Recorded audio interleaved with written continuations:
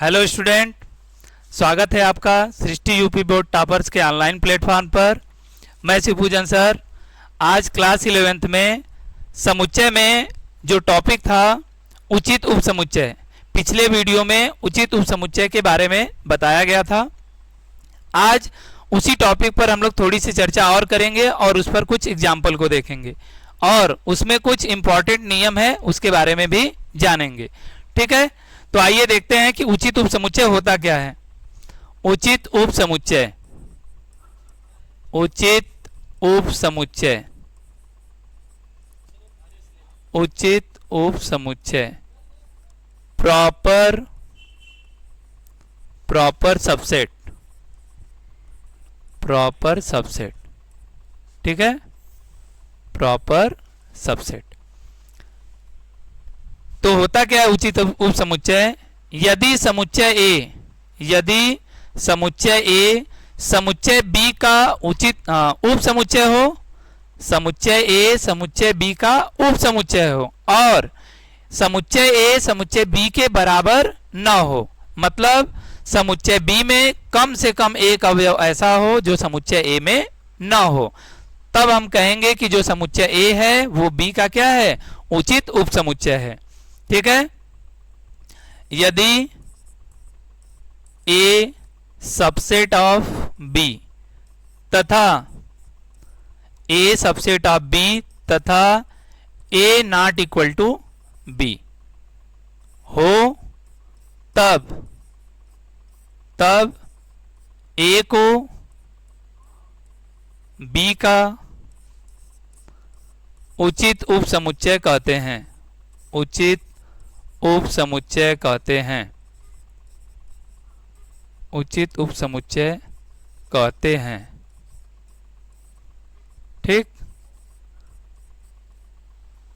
A B का subset है और ए बी के बराबर नहीं है तो ए को बी का उचित उपसमुच्चय कहते हैं और इसे ए प्रॉपर सबसेट ऑफ बी ऐसा लिखकर से दर्शाते हैं। ठीक है, तो देखिए इसमें दो सिंबल है। ये जो सिंबल बना है यहां ये प्रॉपर सबसेट का सिंबल और ऊपर ये जो बना हुआ है सिंबल ये सबसेट का सिंबल है। तो इस प्रॉपर सबसेट को कभी कभी सबसेट भी कह दिया जाता है, तो ये भी सही है। क्यों? क्योंकि जब ये प्रॉपर सबसेट हम लोग बता रहे हैं तो इसमें पहले ही कह दिए हैं कि ए बी का सबसेट भी है। तो अगर ए बी का प्रॉपर सबसेट है तो ए बी का सबसेट भी होगा। ठीक, चलिए आइए इस पर एग्जांपल देखते हैं।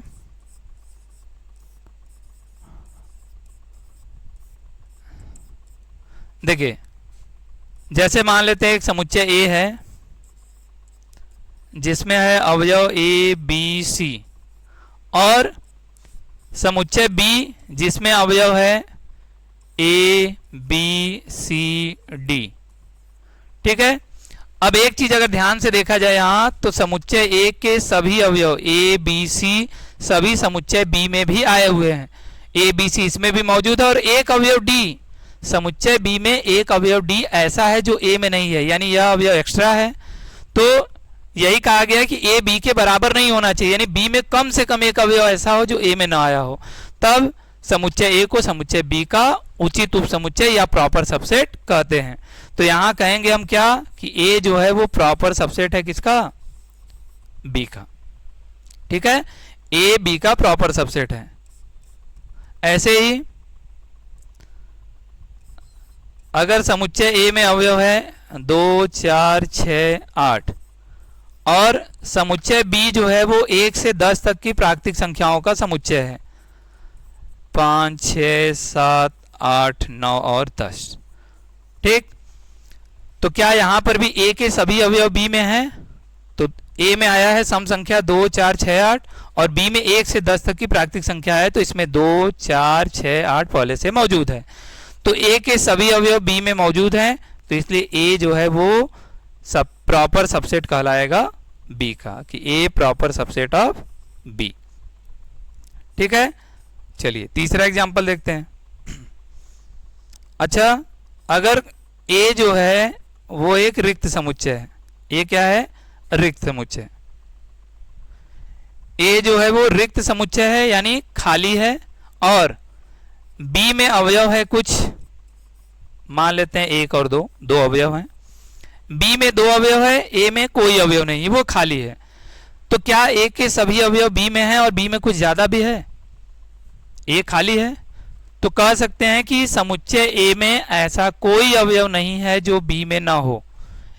ठीक है, ध्यान सुनिएगा, ए में ऐसा कोई अवयव नहीं है जो बी में ना हो, मतलब समुच्चय ए के सभी अवयव समुच्चय बी में मौजूद हैं।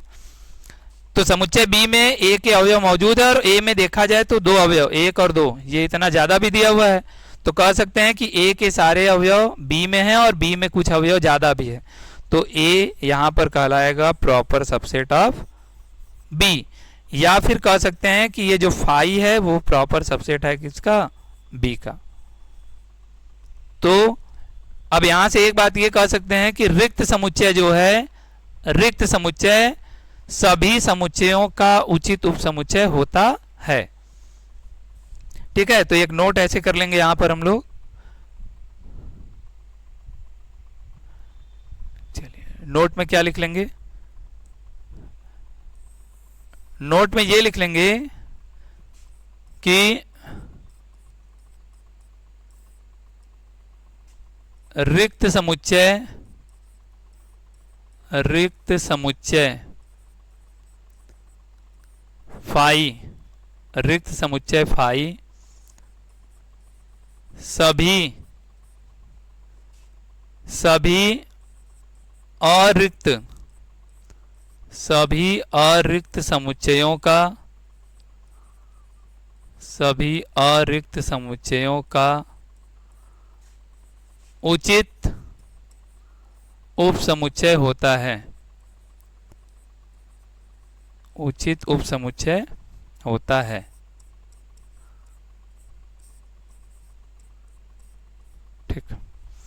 ठीक है, तो रिक्त समुच्चय फाई जो है वो सभी समुच्चयों का उचित उपसमुच्चय होता है। अच्छा, अब इसी में ये उचित उपसमुच्चय के बारे में तो नियम हो गया। अब हम लोग थोड़ी सी बात कर लेते हैं उपसमुच्चय पर। उपसमुच्चय में भी कुछ विशेष तरह के नियम होते हैं, उनके बारे में भी जान लेते हैं, जिन पर आधारित एग्जाम में हम लोगों से क्वेश्चन पूछा जाता है। तो देखिए, आइए देखते हैं कि उपसमुच्चय पर आधारित क्या नियम है। जैसे एक छोटा सा एग्जाम्पल समझते हैं। पहले एक एग्जाम्पल लेते हैं। हमने माना एक समुच्चय ए जिसमें अवयव हमने लिखा 2 और 3। ठीक है, चलिए ध्यान से समझिएगा। हमने एक समुच्चय ए लिया जिसमें अवयव हमने माना 2 और 3। तो ए में 2 अवयव दिया हुआ है। अब हम लोग कुछ समुच्चय लिखेंगे, इसी समुच्चय ए के नीचे अपने से कुछ समुच्चय बनाएंगे और चेक करेंगे कि क्या जो हम समुच्चय लिख रहे हैं वो सभी समुच्चय इस ए के उप समुच्चय हैं या नहीं। जैसे अगर हम लिखें फाई, फाई क्या है? एक रिक्त समुच्चय है। अब यह रिक्त समुच्चय ए का उप समुच्चय होगा कि नहीं, सबसेट होगा कि नहीं। तो सबसेट का नियम क्या है कि किसी समुच्चय का सभी अवयव दूसरे समुच्चय में अगर मौजूद हो तो पहले वाले समुच्चय को दूसरे का उचित उप समुच्चय या सबसेट कहते हैं। ठीक है, तो फाई एक रिक्त समुच्चय है, तो यहां यह कह सकते हैं कि फाई में या रिक्त समुच्चय में ऐसा कोई अवयव नहीं है जो ए में न हो। मतलब इस रिक्त समुच्चय में जितने अवयव होंगे या इसके सभी अवयव ए में मौजूद हैं।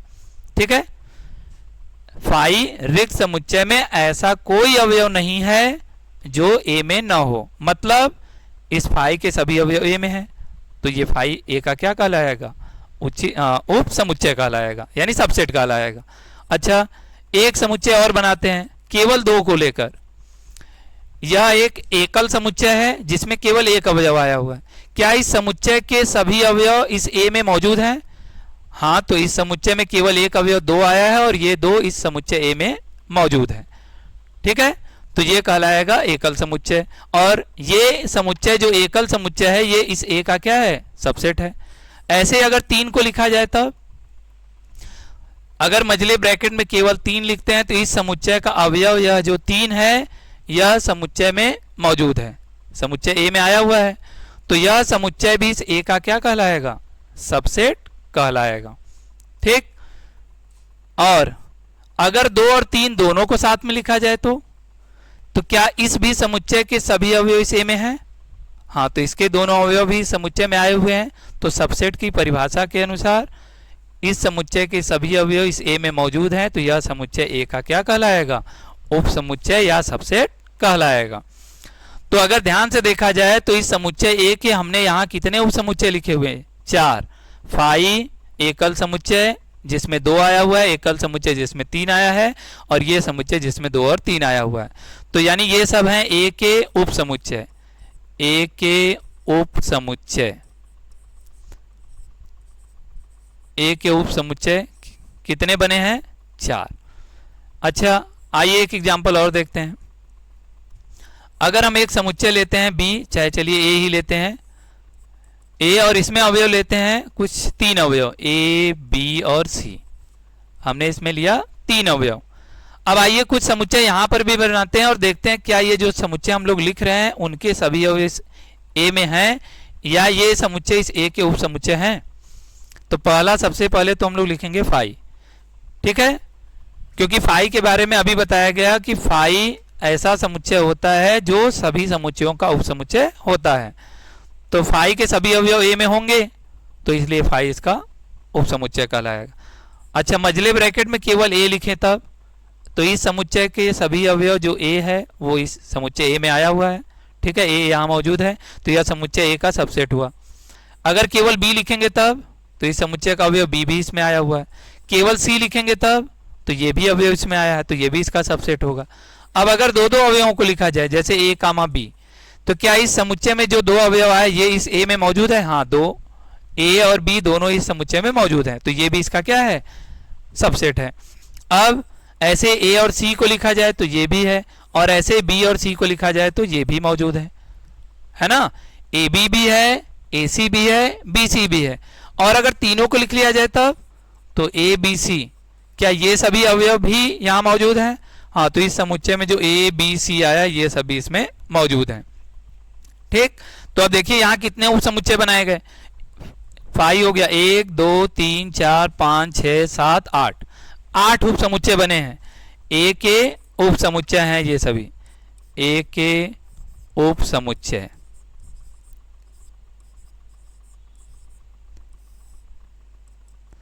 ठीक है। अच्छा, अब यहां से थोड़ा सा चीज ध्यान देते हैं। क्या ध्यान देते हैं? अगर पहले वाले की बात करें तो पहले वाले समुच्चय में कितने अवयव हैं? अगर पहले वाले समुच्चय में अवयवों की संख्या ज्ञात की जाए तो इसको हम लोग ऐसे दर्शाते हैं कि परिमित समुच्चय में अवयवों की संख्या, जिसको हम लोग कार्डिनल संख्या भी बोलते हैं, एन ए बराबर कितना?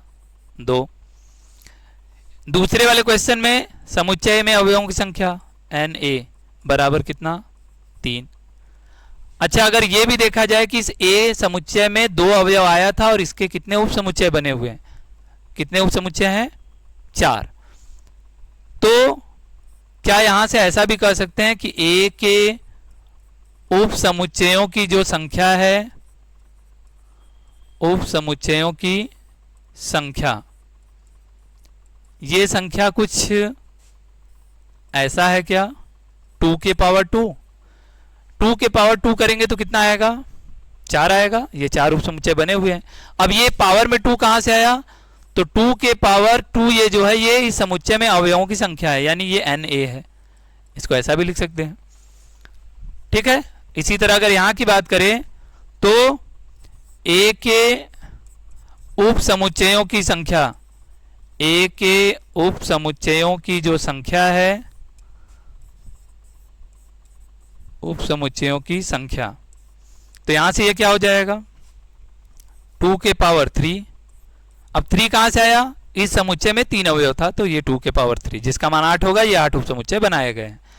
ठीक है, 2 के पावर 3।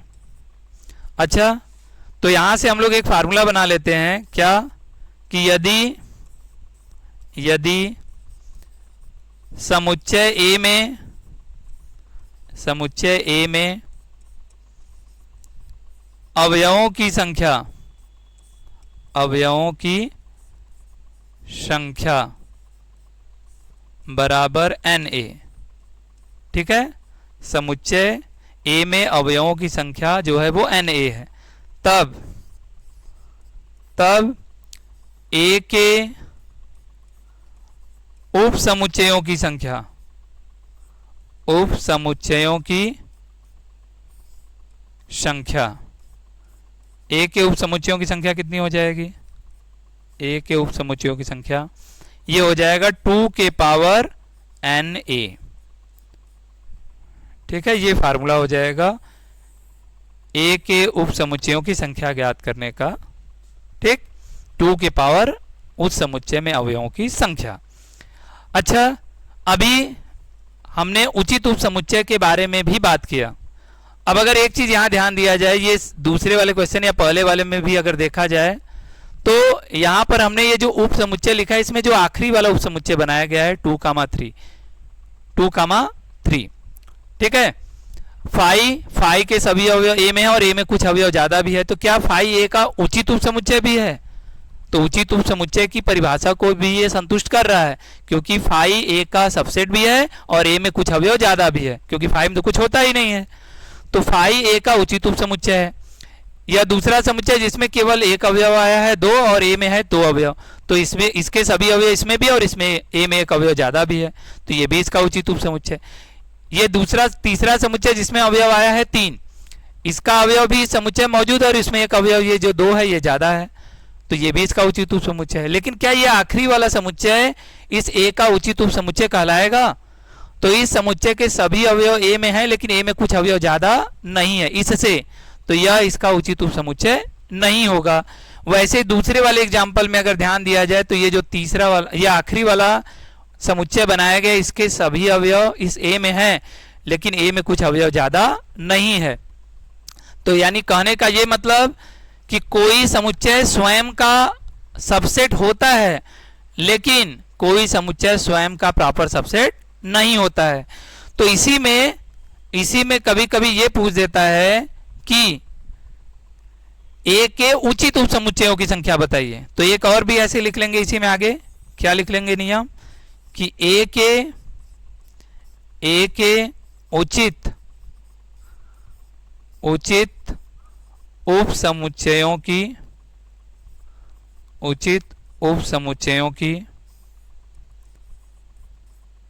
संख्या, उचित उप समुच्चयों की संख्या बराबर कितना?